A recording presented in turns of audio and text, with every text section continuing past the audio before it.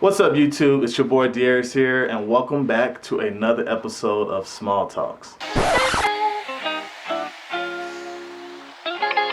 Well, I cannot believe we're almost at episode 5 of this series. I'm like pumping these things out. Oh, and I also brought SpongeBob here.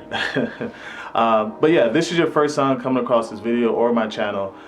This is a small growing photography channel. I shoot mainly Fuji film cameras. I do street photography vlogs. I also do like behind the scenes of my portrait shoots. Actually, if you check the video before this one here, it was actually my first video. I went to this cool art event and basically, had some models there and did like a portrait session there. I thought it was pretty cool. So it's the first of like more to come for portrait behind the scenes, and of course that will grow into more and better educational videos. And I also have a new street photography video coming out this Thursday at 4 p.m. Eastern Time in the city of downtown Denver, and I'm also with another YouTuber creator. So this time I'm downtown with someone else that hasn't lived here way longer than I have. So it's a pretty cool video. Got some nice shots there. But yeah, Small Talks though. Small Talks is basically just me sitting here, relaxed in my bedroom, and kind of just talking to you guys about certain topics with regards of photography. I'm not an expert reviewer, or I'm not trying to be a try-hard with like photography. I'm just talking about my love of photography and like Fujifilm and just anything with that. And I just want to sit here and talk to you guys about that, and just, be able to look back at these videos and see how far I go. Like, hopefully Small Talks will get to episode 100 one day. That would be amazing. And hopefully you guys will stick around and be here for the ride. So yeah, if this is your first time here, make sure you like this video and subscribe. This definitely helps out the channel and it pushes me more to bring out more content. And in this Small Talk episode, I want to talk about how you can grow your Instagram in the year 2020, and is it even worth it for your photography?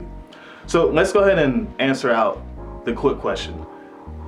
Is Instagram worth it for your photography? The answer is yes. Yes, it is. It is a digital portfolio for you to show the world who you are, what your work looks like, and how you're going to be able to get potential clients, customers, and work coming your way. Because we have come a long way since like print photo books. Now, I will probably have a video of that because I do want to actually create my own print photo book. I think you should still do that. I do know like a lot of modeling agencies, like if you're doing portraits and stuff, or editorial magazines, some of them do still want like print photo books of your work, but digital portfolio it's mainly perfectly fine. So yeah, it is definitely worth it. If you have not got on Instagram yet to share your work, I suggested you do so, especially at the beginning of this year. I think it's the perfect time of a new decade. It is very highly competitive, but you won't be able to get more work or client or be more exposed if you don't get on Instagram now. Like, don't wait, get on there now. If you got some photos, go ahead and post it in there. Doesn't matter if it's good or bad. The whole point is that you're building yourself as an artist and you're showing people your growth, and at the same time, you're also gaining an audience. So yes, I think it is essential. And another thing I want to point out is that Instagram is just a good way to kind of show who you are as a person, as an artist, because I am a believer that the person who is shooting behind the lens, you're showing just a little bit part of who you are. You're showing your soul to the world and to everyone else. And I think you shouldn't let social media or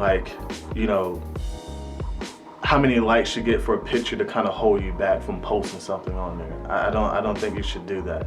I think you should go ahead and post your work. It doesn't matter if you get 10 likes, 50, 100. It doesn't matter. You are showing who you are, what you love, about you. Because if you like the piece of work that you're showing, that means you also like that part of you who took that shot. Now, we got that one out the way. Now the biggest one here that many of you guys are probably here for, and I'm going to do my best to kind of give some pointers on how to grow your Instagram in 2020. Now, before we do that, I want to say that when I started this photography career, about a year ago, I told myself that within a year I wanted to get 1,000 followers on my Instagram. Well, I can definitely say that I have 1,000 followers on my Instagram within that year time frame. Now I'm a little bit over it there, and I'm very happy and proud of myself to get there. Now, after getting 1,000 followers, it's like, cool, I got 1,000 followers, but it didn't really hit me like I thought it would. To be honest, as I was trying to go for that goal, I kind of really stopped caring about how many likes or how many followers I really had, and just more about focus of output and work, and looking at my previous posts to my present and seeing how much I changed as a photographer or what more things I can improve on. So I kind of just stopped caring about how many subscribers or followers I had. I'm sorry, not subscribers, it's not YouTube. How many followers or likes I had on my Instagram. Number one is, don't care about the fame. Do not care about the Instagram glory. When you get on Instagram, no one's gonna know who you are. You know, maybe you got some friends and family, maybe that might be 20 followers right there. But no one's really gonna care who you are. No one's gonna care about your work, you know, when you first start. And that's the thing that holds back a lot of people from actually jumping on the Instagram wagon, because they are afraid to put themselves out there. Because as artists, you guys know, if you're artists as well, photographers, whatever, we're very sensitive for our work. If someone dislikes something, that touches us. Just like what I was just saying earlier, it is a part of your soul that you're showing. But the thing is, you won't get better as a photographer, or you won't know how good you are unless you start and putting it out there. So that's the first step. Go out there, post your work, show your work, and don't care about who likes or who doesn't like your work. Number two, now, once you start posting, once you're starting to get the feel of Instagram and all that, the next thing you want to do is you want to start promoting your work outside of the followers that you have. And the best way to do that is, I'm pretty sure you know, hashtags. Hashtags, hashtags, hashtags. They are super important. They're the only way really that you're going to get new people looking into your work, new followers. Because when you post something on Instagram is only going to show your work to whoever's following you. So if you don't put your hashtags, as well as your location helps us as well. You want to put your locations on there. Other people, new people, are not going to see your photos. And I am also a believer of using all of the 30 hashtags for your photos. There's so many, websites out there saying like, should you use 1 to 15? Should you use 30? Should you use less than 30? I think using 30, which is the maximum amount of hashtags that you can use, is going to give you a higher percentage of showing your work to more potential eyes. I use 30. Now here's the thing. If you're using 30 hashtags, don't just use whatever popular hashtags are out there. If you're somewhere new, never use the popular hashtags. And I mean the hashtags are at 1 million plus or above 500K.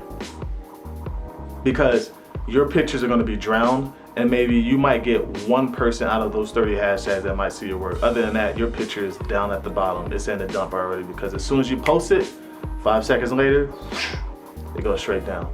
So the best thing to do is find popular hashtags that are similar to the work that you're posting out there, from 500K to maybe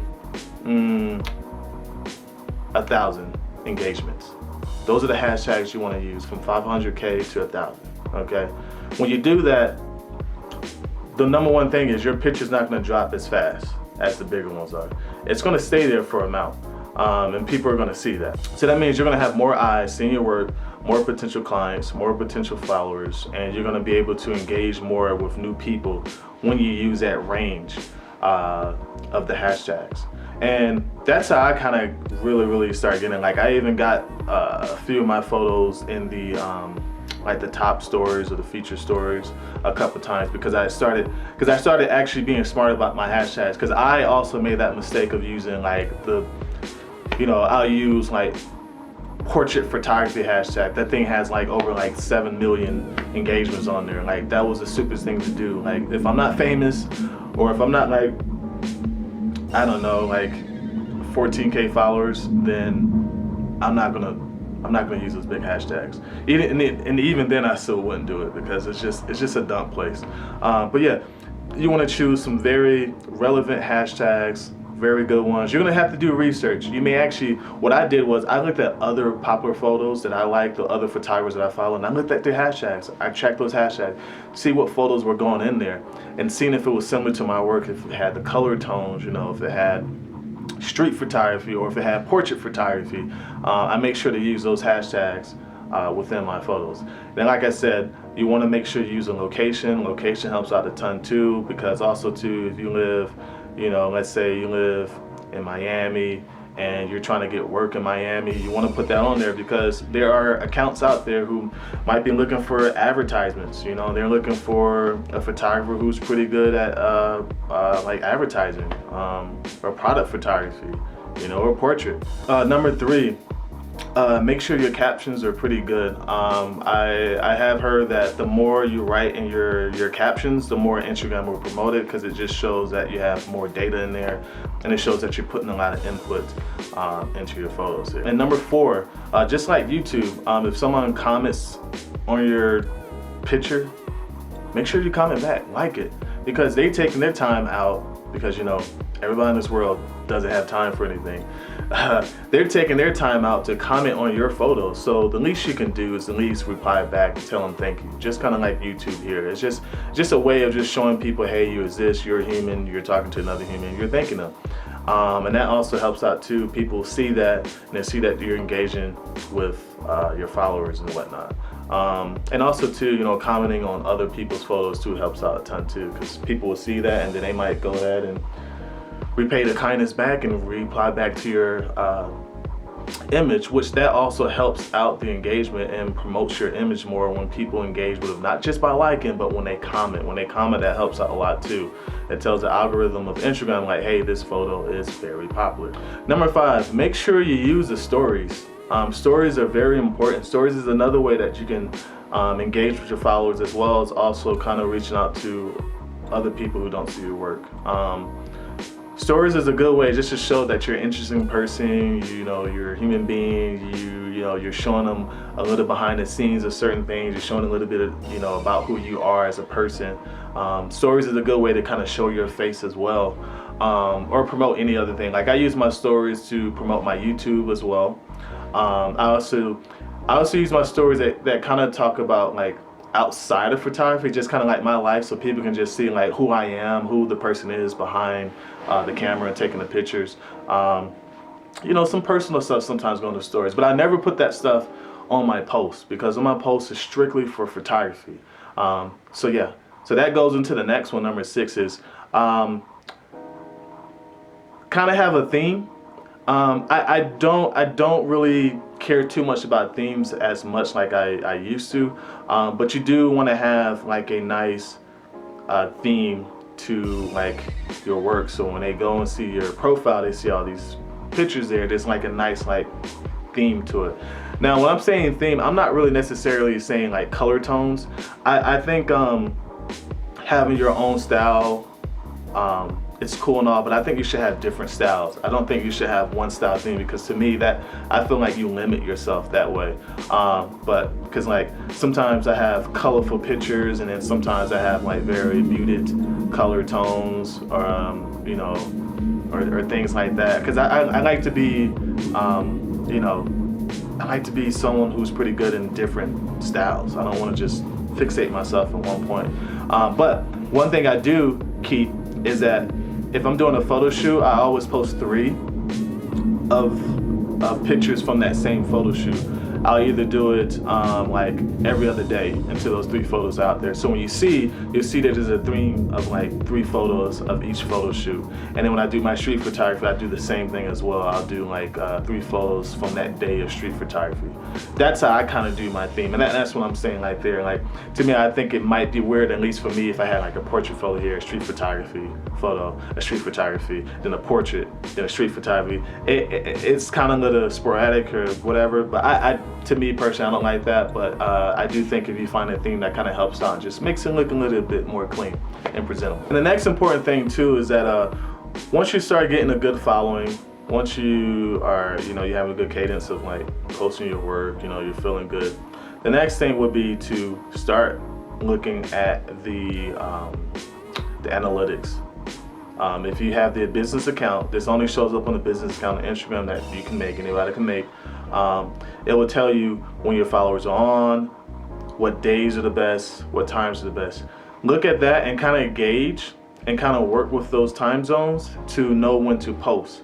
Because if you post at the right time where most of your followers are on, that will help out the engagement. Just kind of like YouTube, you kind of gotta, like myself, I'm kind of posting videos kind of different days, different times, because I don't have a lot of work on here to kind of know when it's the perfect time to post it. And that's the thing, like as soon as you start posting and you're starting to get that cadence in, then that's when it's the time to actually start looking at the perfect timing to post. That's going to help out in the long run. And then the last thing is, it's kind of like the first thing, but the last thing is, don't be afraid to post your work. There's so many people out here who won't get on Instagram, won't get on YouTube because they feel like they're not ready yet. They gotta wait until they get the best camera, they gotta wait until they get all the equipment, they gotta wait until they get the best laptop with the best editing software. And then once they get all that, a year has passed by. And that's fine that they go ahead and start doing it within that year, or at that year time. But the thing is, they could have missed out on a whole bunch of opportunity if they started prior. You never know what could have happened if they started whenever they wanted to start with whatever they had at that time. You never know how much they would have grown to when they just started a year later. So my advice is, if you want to get on Instagram and you want to post your work, if you want to go on YouTube and start vlogging, do it. I don't even have a external mic on my camera. I'm using my year-old camera, the Fujifilm X-T20, to shoot all this. But I don't care, I wasn't gonna hold that back. Now we'll be getting the mic, I will be getting the light and all that stuff soon, but to me, honestly, I don't feel like I really need all that stuff just right now because I'm still learning this YouTube thing, I'm still growing, and I think when I wanna get that equipment, I wanna be ready for it. I don't wanna wait for the equipment, to be ready. I wanna be ready before I get all that stuff there. So that's the main important thing is go out there, post, create. That's it. That's the best way you're gonna grow. Because it goes back to number one, don't care about how many followers you get, how many likes you're gonna get. You gotta start somewhere or else you're just gonna procrastinate until the point where you might just lose interest.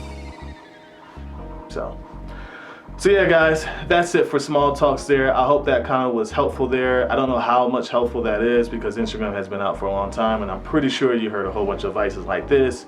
But you never know, maybe I got someone here who never watched any of those videos and this is their first one, and if it is, I hope I was helpful for you. Like I said, I'm not an expert with regards of giving out tips and helping people out right now. I just kind of really want to do this thing because I just felt like I just wanted to. And I know I'm gonna grow and get better from this. My videos are gonna be so much better from here. And my Instagram is just gonna keep growing, and I'm gonna keep growing as an artist, most importantly. But yeah guys, if you guys like this video, make sure you hit that like button, subscribe to the channel, hit the ring and bell button there. And like I said guys, I'll see you again this week, Thursday at 4 p.m. Eastern time. I have another street photography vlog for you. Can't wait for you guys to see it. So with that guys, sorry I can't even talk. Maybe there's too much sugar in my coffee. Yeah, I ate my coffee. I just said eat. Yeah, I drank my coffee with sugar and cream. Sorry. Anyway guys, that's it for now. As always, keep the dream alive. Peace.